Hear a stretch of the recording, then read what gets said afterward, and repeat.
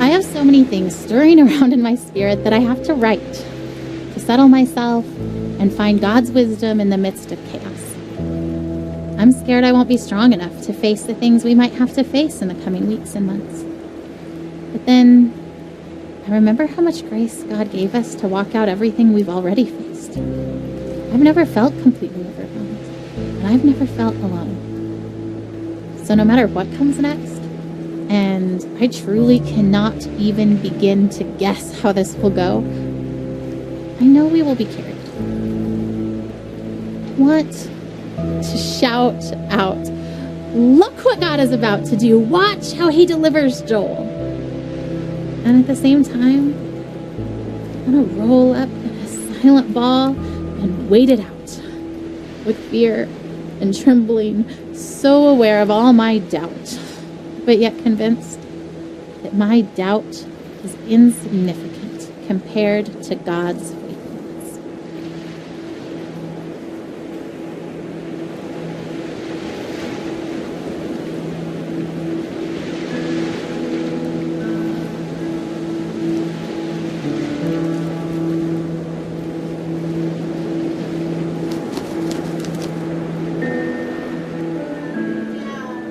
Guys, are you ready for bed? Joel, lay down. Okay. Should we do a song? Sure. Okay, big boys, why don't you come in here and we'll sing the littles a lullaby. I'm tired. I know, it's bedtime. Ugh, okay. Oh, Elijah, lay down. Babe, did you even check in his mouth? Joel, no. Joel has chicken stuffed in his cheeks from dinner. Get it out, that is so disgusting. Been in there for the last 2 hours. Oh, Okay, hold on, I'm trying. Joel, ouch! Stop! Did he just bite you? Yeah, I think he just put too much in his mouth so he can't swallow. He was just saving it for later, babe. Like he needed a midnight snack. Hey, the little chipmunk.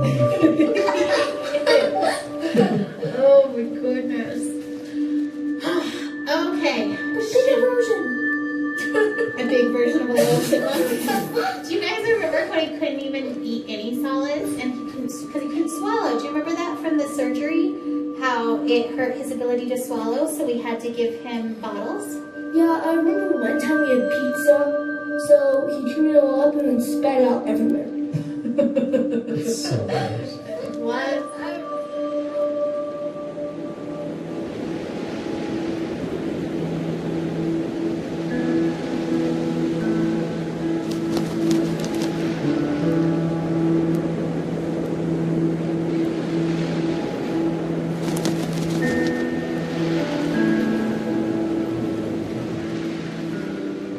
So, how long will we be in California?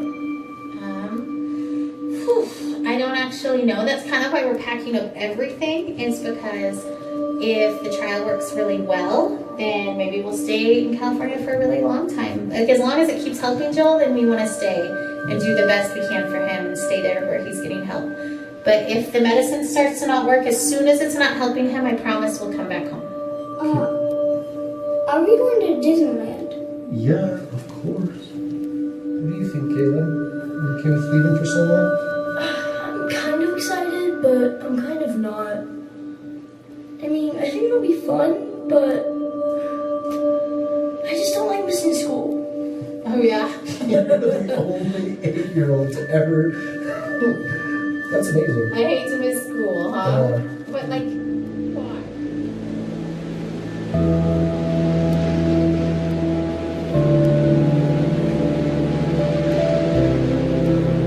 We've been through so much already. This is a new degree of tragedy, but it's not so much different from the struggle we've already been living.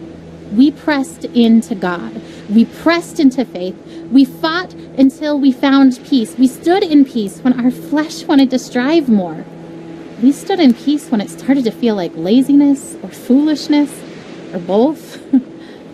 We waited for God to direct us specifically in prayer because all the directions we had initiated had not panned out. We prayed for no nausea because that's what we felt in our spirits we were supposed to pray, even though we'd prayed it countless times before while Joel continued to vomit. We saw one small miracle and then another. We waited to pray specific things until we were given specific direction, and we saw bigger miracles. And yet, if you asked either of us if we were doing enough, trying hard enough, we would say no.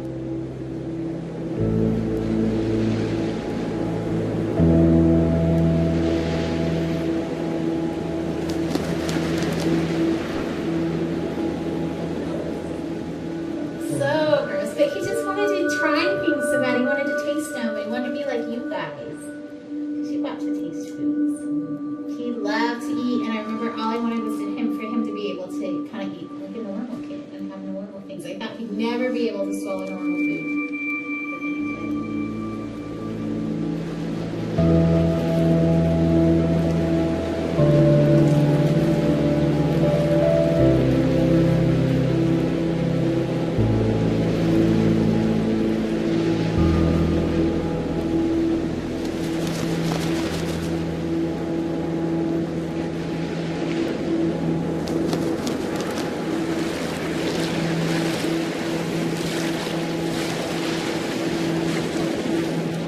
I remember the day I was diagnosed.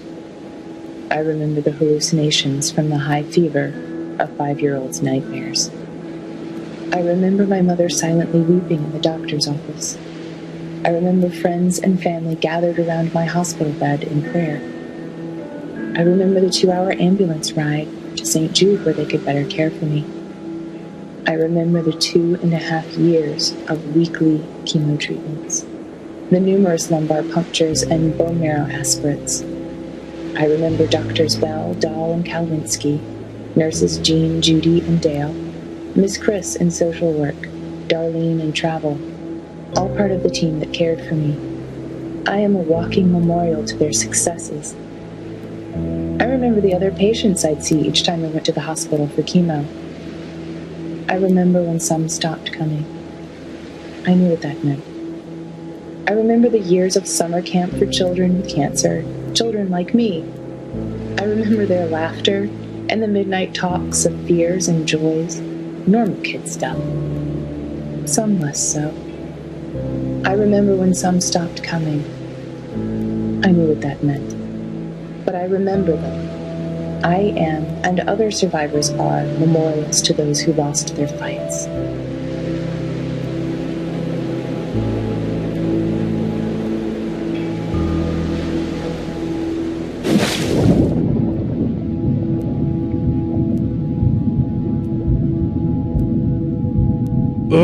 Her expectation is so maddening sometimes.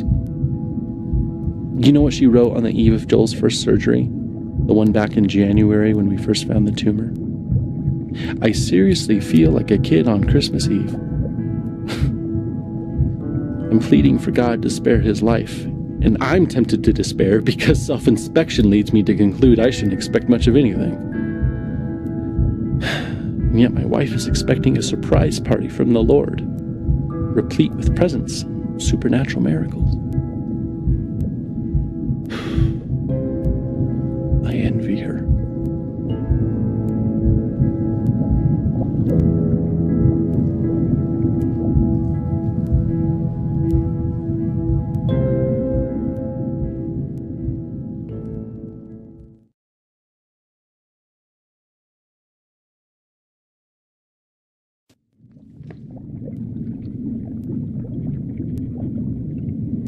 Hop in bed, boys. Let's go. Boys, get in bed. Oh, Can you at least tell us a story?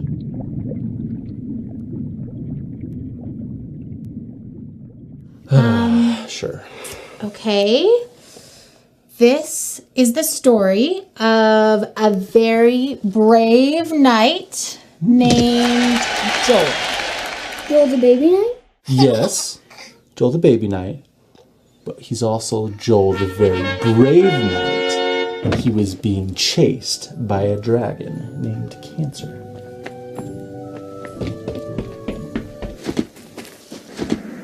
Because of his tumor?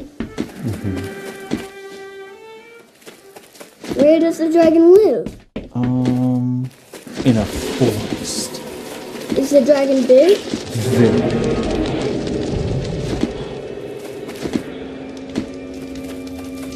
Does the dragon breathe fire? So much fire, you guys.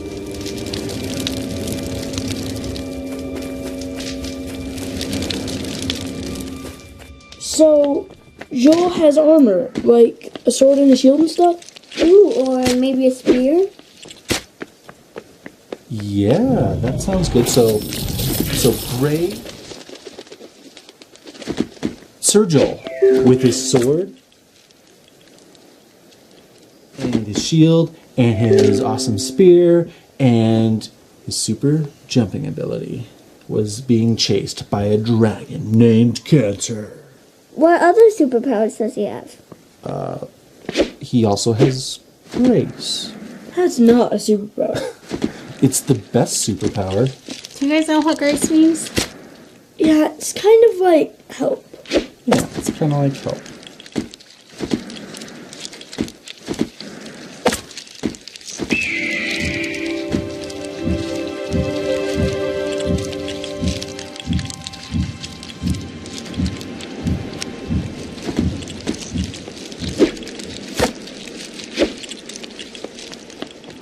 You know, and he's not the only one who's ever tried to fight this dragon. Some very brave knights have fought this dragon and lost. And some are able to drive the dragon off.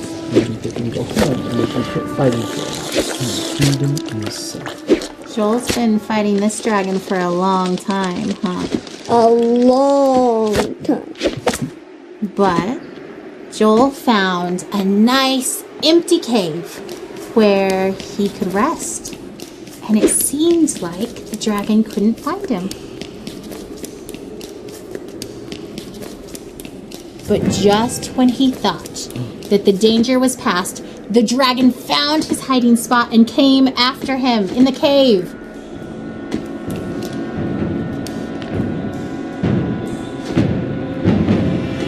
That dragon's going to kill Joel. Joel's going to lose. Why do you say that? Because Joel is just a baby. Baby can't kill dragons. You're right. A baby can't kill a dragon. But that's the best part of it. God fights for Joel. Fights that dragon Cancer right with Joel. And we know that God can win even if Joel can't. That's grace.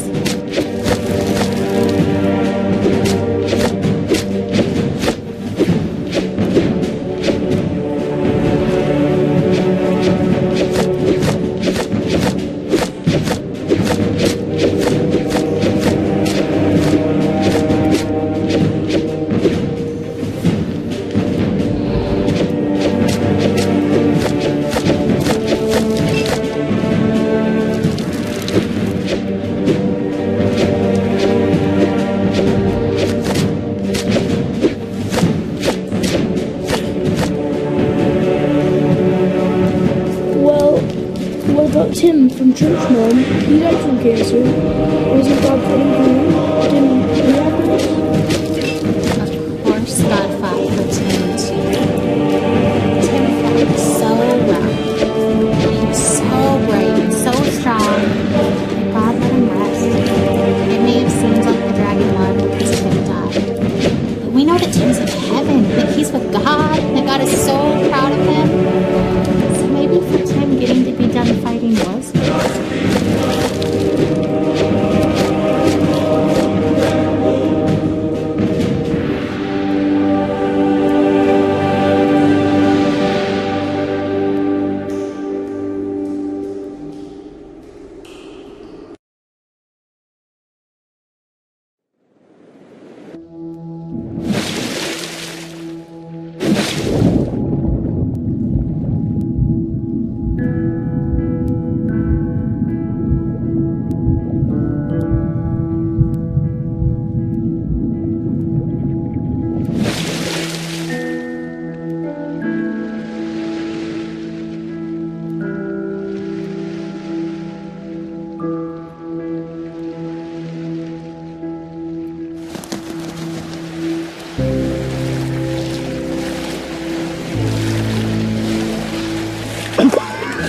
Ryan!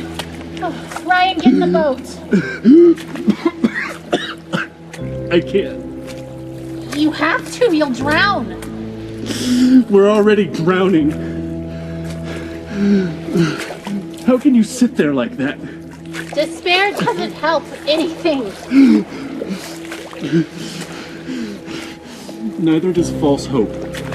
And I'm not despairing. How can you say false hope? You're drowning. Well, you're missing your oars. And you don't even know where you're going. And yet you're so sure you're gonna get there. It's better than drowning. Well, enjoy floating on the surface like you always do. There's nothing deep about drowning. Just get in the boat. You have to let me feel this. Someone has to. That's not fair. I love him as much as you do. I just really believe we're going to be okay.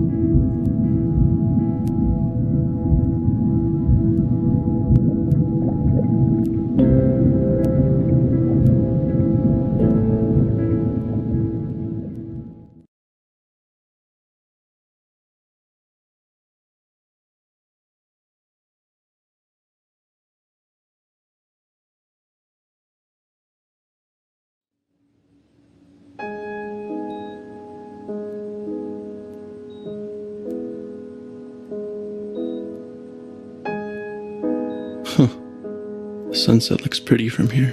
The orange glow cast on the wall.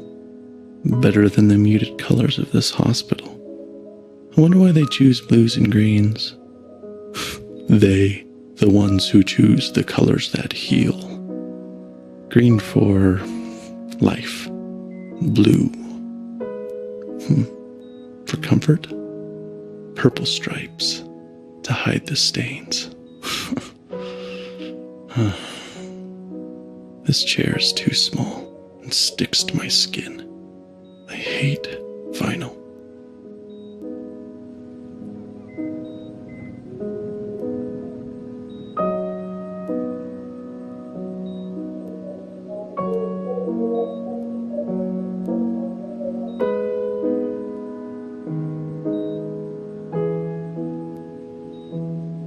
Blue, purple.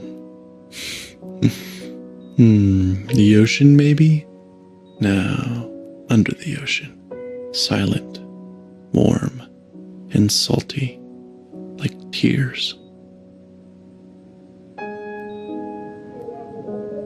He won't stop crying. I don't blame him. He feels miserable. I hate that we're here. I hate that he's sick. I just want him to feel better.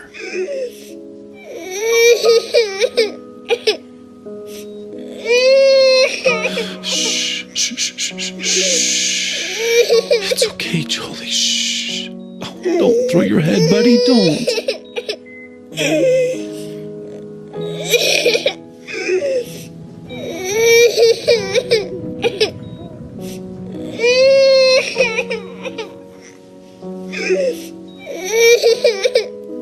Here we go, bouncing around. Do you like that? Oh, I love your giggle. Bounce around. Is that funny? A bounce, a bounce, a bounce, bounce, bounce. Oh, he won't stop crying.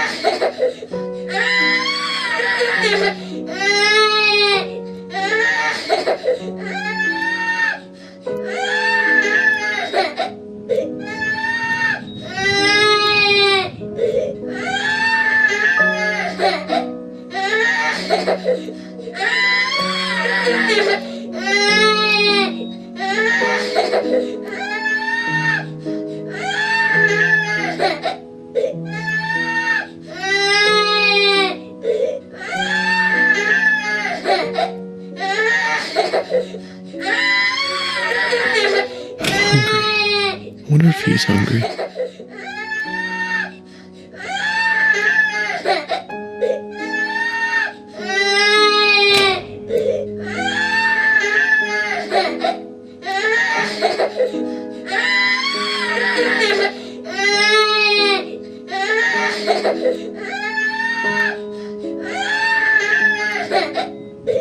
He's screaming louder.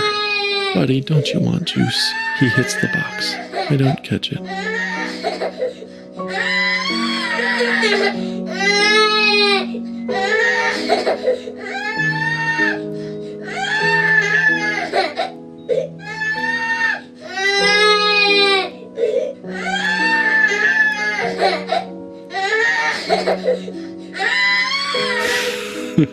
He drinks it greedily. Big, deep gulps. Okay, Jolie, that's enough. Breathe, kiddo. And he does. And I wipe his face of snot and tears and juice. And then he vomits, and I catch it. I always catch it.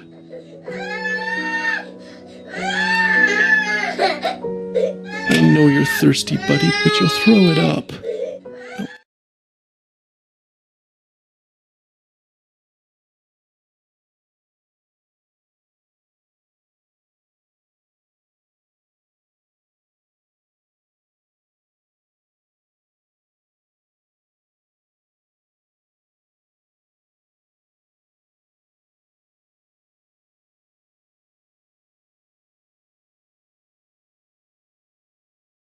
Don't grab too hard. You'll squirt all the juice out. Here, let me have it.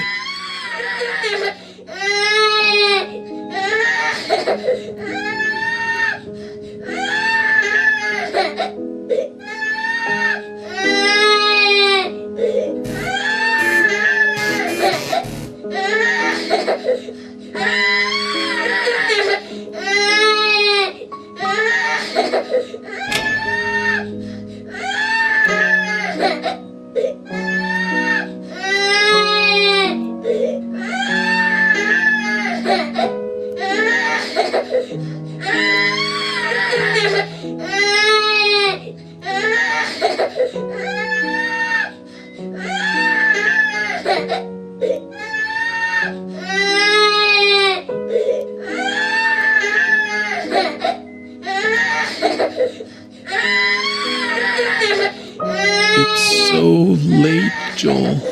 Lay down. I can't hold you. I can't make you feel better.